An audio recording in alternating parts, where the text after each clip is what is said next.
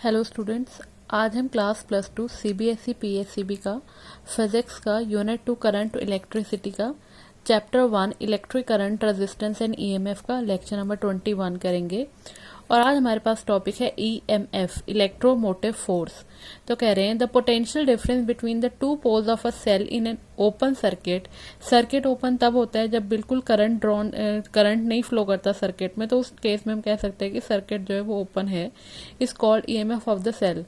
Potential difference कितना है दो पोल्स ऑफ अ सेल के दो पोल्स के बीच में जब सर्किट ओपन है, उस केस में हम उस पोटेंशियल डिफरेंस को हम ईएमएफ कहते हैं। ड्यू टू इट्स ईएमएफ के कारण जो सेल होता है वो चार्ज को ड्राइव करता है सर्किट में। Therefore EMF of a cell is also defined as, EMF की एक और डेफिनेशन है, the energy supplied by the cell to derive a unit charge round the complete circuit, it is denoted by E. Therefore EMF की definition है कि कितनी energy cell supply कर रहा है ताकि जो यूनिट चार्ज है वो पूरा राउंड कंप्लीट कर ले सर्किट का, उसको हम बोलते हैं ईएमएफ, और इसको ई से डिनोट किया जाता है। In SI the unit of EMF is volt. ये जो ईएमएफ है इसके यूनिट वोल्ट होते हैं या फिर इसके यूनिट जाउल कूलम इनवर्स होते हैं, JC-1। The EMF of a cell is called 1 volt. EMF cell की 1 वोल्ट तब होगी if 1 joule of work is perform by cell to drive 1 coulomb of charge. अगर 1 जॉल का वर्क डन हो रहा है जब 1 कूलम के चार्ज को सर्किट में पूरा राउंड कंप्लीट करवाने में, तो उस केस में जो आपका ईएमएफ होगा वो होगा 1 वोल्ट। अब हमारे पास आ गया कि सेल किस तरीके से अरेंज करते हैं। जैसे कि आपने पीछे रजिस्टर देखा था, यहाँ पे सेल हैं, सेल को आप अलग अलग तरीके से अरेंज कर सकते हो, जैसे सीरीज में और पैरेलल में। स्टार्टिंग में हम सीरीज के बारे में पढ़ेंगे। When cells are of same EMF, जब दो सेल है हमारे पास जिनका ईएमएफ सेम है और इंटरनल रेजिस्टेंस भी सेम है, उस केस में क्या होगा, आगे आपको डायग्राम दे रखा है। Diagram shows a combination of a cell each of EMF E. Diagram में आपको एक कॉम्बिनेशन दे रखा है एन सेल्स का, जिसमें ईएमएफ है ई और इंटरनल रेजिस्टेंस है आर, और वो सेल कहाँ किस में लगे हैं, सीरीज में। So as to send the current through in external resistance R, और ताकि जो करंट है वो सर्किट में जाए आर रेजिस्टेंस के थ्रू। फॉर सीरीज कॉम्बिनेशन, जो फर्स्ट सेल का जो नेगेटिव टर्मिनल होता है वो नेक्स्ट वाले सेल के पॉजिटिव टर्मिनल के साथ लगा होता है, फिर उसके वाले का जो नेगेटिव होगा वो नेक्स्ट वाले के साथ पॉजिटिव में लगा होगा, और इस तरीके से ये अरेंज होता है। जैसे देखिए ये सेल का सिंबल है, यहाँ पे क्या है, फर्स्ट वाले का ये फर्स्ट सेल, सपोज करो ये फर्स्ट सेल है, इसका ये जो बड़ा वाला लाइन है ये पॉजिटिव टर्मिनल, छोटी लाइन नेगेटिव टर्मिनल। इसका पॉजिटिव टर्मिनल नेक्स्ट वाले के नेगेटिव टर्मिनल के साथ अरेंज है। उसके बाद ये सेकंड वाले का नेगेटिव ये देखिए ये फर्स्ट का पॉजिटिव प्लस लिख रही हूँ यहाँ पे, ये जो पॉजिटिव है ये इसके नेगेटिव के साथ लगा हुआ है, और इसका ये जो पॉजिटिव है ये इस नेक्स्ट वाले के नेगेटिव के साथ लगा हुआ है। सिमिलरली इसका पॉजिटिव नेक्स्ट वाले के नेगेटिव के साथ लगा होगा। तो इस तरीके से एन सेल्स अरेंज कर रखे हैं यहाँ पे, और एक्सटर्नल रेजिस्टेंस है आर और आई करंट है यहाँ सर्किट में। When the cells are connected in series, the total EMF of the series combination is equal to the sum of EMF of the individual cells. जब cell series में connect होते हैं तो total EMF जो होती है वो अकेले अकेले EMF को कैलकुलेट प्लस करोगे तो आपके पास टोटल EMF आ जाएगी।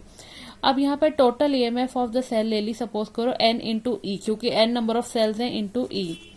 As the internal resistance of the cells also come in series, जैसे कहते हैं यहाँ पे इंटरनल रेजिस्टेंस जो है वो भी सीरीज में होगी, तो टोटल इंटरनल रेजिस्टेंस कैसे निकालोगे, R plus R plus R plus up to so on to N times, तो वो आ जाएगा N into R. Therefore total resistance of the circuit में टोटल रेजिस्टेंस कितनी है, एक तो इसके कारण आर और दूसरी इन सेल्स के कारण कितनी आ जाएगी, एन डॉट स्मॉल आर, तो ये टोटल रेजिस्टेंस आ गई R plus N R. The effective EMF and internal resistance in the circuit, जो इफेक्टिव ईएमएफ है और इंटरनल रेजिस्टेंस है सर्किट की, जब सेल सीरीज में होंगे तो वो क्या होगी हमारे पास, ये आ जाएगी। सॉरी यहाँ पे अब आया है if I is the current flowing through the circuit, ये यहाँ पे अब दे रखा है the effective EMF circuit when the cells are connected in series. तो कह रहे हैं कि कितनी इफेक्टिव ईएमएफ और इंटरनल रेजिस्टेंस आएगी जब सेल क्या होंगे, सीरीज में कनेक्ट होंगे। सपोज करो जब आई है करंट जो कि सर्किट में फ्लो कर रहा है, देन आई कितना होगा is equal to total EMF upon total resistance. Total EMF कितनी है upon total resistance. Total EMF कितनी है N dot E, total resistance कितनी है आर प्लस एन आर। अब हम यहाँ पे करंट निकाल रहे हैं, करंट कितना फ्लो कर रहा है सर्किट में, N into E R plus N R. इसको एक्स इक्वेशन दे दो। अब सपोज करो जब आर क्या होगा, छोटा होगा एन डॉट आर से, इस केस में क्या होगा आर प्लस एन आर को भी आप क्या लिख लोगे, एन डॉट आर के बराबर लिख लोगे। तो जो इक्वेशन एक्स थी वहां पे पुट करो N E divided by N R. पीछे क्या आना था वहां पे, जो इक्वेशन दे रखी है वो था आर प्लस एन आर लिख दिया हुआ था, बट यहाँ पे आर प्लस एन आर किसके बराबर है, एन आर के बराबर। एन और एन कैंसिल हो जाएगा, बचेगा क्या E by are.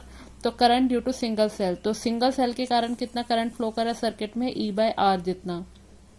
When R is greater than N R, जब ये आर बड़ा होगा ये छोटा होगा, तो इस केस में क्या होगा आर प्लस एन आर को आप किसके बराबर लिखोगे, आर के बराबर लिखोगे। पहले आपने किसके बराबर लिखा था, एन आर के, अब कैपिटल आर के बराबर आ जाएगा। तो आई आ जाएगा R plus N E divided by R plus N R. R plus N R की जगह क्या आ जाएगा, कैपिटल आर। तो I is equal to N dot E by R is equal to N times the current due to single cell. तो यहाँ पे क्या हुई, करंट कितना आएगा, N times the current due to single cell. Single cell के कारण जितना करंट आया था उसको एन टाइम्स मल्टीप्लाई कर दो, तो आपके पास टोटल करंट आ जाएगा सीरीज में कितना आ रहा है। It may be concluded that in order to have maximum current, the cells should be connected in series. अगर आपको maximum current draw करना है तो cells को series में लगाओ। When the total internal resistance of the cell is negligible as compared to the external resistance in the circuit, कहते हैं जब total internal resistance cell की negligible होगी as compared to external resistance of the cell के, तो आपने cell को क्या करना है, series में लगा देना ताकि maximum current draw हो सके। नेक्स्ट बोल रहे हैं when cells are of different EMF and internal resistance. यहाँ पे सेल की ईएमएफ और इंटरनल रेजिस्टेंस सेम थी, अब हम पढ़ेंगे जब सेल की ईएमएफ और इंटरनल रेजिस्टेंस डिफरेंट होंगी। अब यहाँ पे सेल ले लिया है, वो दो सेल ले रखे हैं, ये बी से ए पॉइंट तक ले रखा है, करंट जो है वो बी टू ए पॉइंट तक फ्लो कर रहा है। ये सेल 1 के कारण R1 रेजिस्टेंस है और ये सेल 2 के कारण R2 है। V1 EMF of the cell minus potential drop across its internal resistance। V1 कैसे आएगा, EMF of the cell E1 minus potential drop across its internal resistance। potential drop कैसे निकाला है, V is equals to I into R, जो कि Ohm's law से निकाला है। यहाँ पे I डॉट R1 आ जाएगा, जब हम फर्स्ट की बात करेंगे तो R1, तो V1 आ गया E1 माइनस आई R1। सिमिलरली V2 कैसे निकालोगे, E2 माइनस आई R2 रेजिस्टेंस सेकंड के कारण। अगर V है total potential difference across the point A and B, then V क्या आएगा, V is equal to V1 plus V2। V1 कितना है, E1 माइनस आई R1 प्लस V2 कितना है, E2 माइनस आई R2। तो V आ जाएगा E1 प्लस E2 यहाँ side में ले लो, माइनस I बाहर आ गया कॉमन, R1 प्लस R2 अंदर आ गया, इसको X नंबर दे दो। अगर कहते हैं E जो है इफेक्टिव ईएमएफ है और R जो है वो इफेक्टिव इंटरनल रेजिस्टेंस है सीरीज कॉम्बिनेशन की, तो दोनों सेल फॉलो कर रहे हैं V is equal to E minus R। इस इक्वेशन को Y दे दो, दोनों इक्वेशन को कंपेयर करो। E किसके बराबर आ जाएगा, E1 प्लस E2 के, और R आ जाएगा R1 प्लस R2 के। If the series combination of two cell provide the current I through an external resistance R, then अगर क्या है सीरीज कॉम्बिनेशन में I करंट फ्लो कर रहा है तो I का फॉर्मूला आएगा, करंट का फॉर्मूला आ जाएगा EMF upon resistance, total resistance E divided by R plus R। अब E की जगह पुट करो E1 प्लस E2 और R की capital R plus small r की जगह क्या आ जाएगा, R1 plus R2। In case the cells are connected in series so as to oppose each other, अगर सेल के होंगे सीरीज में होंगे बट एक दूसरे के साथ ऑपोजिट कंडीशन में होंगे, जैसे यहाँ पे दे रखा है दोनों का नेगेटिव नेगेटिव टर्मिनल ज्वाइन है। ये फर्स्ट सेल का पॉजिटिव टर्मिनल है, इसका नेगेटिव टर्मिनल नेक्स्ट वाले के नेगेटिव टर्मिनल के साथ कनेक्टेड है।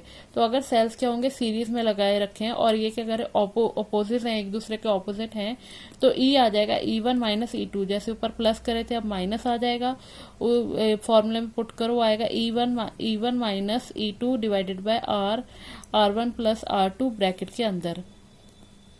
तो ये आएगा एक्सप्रेशन।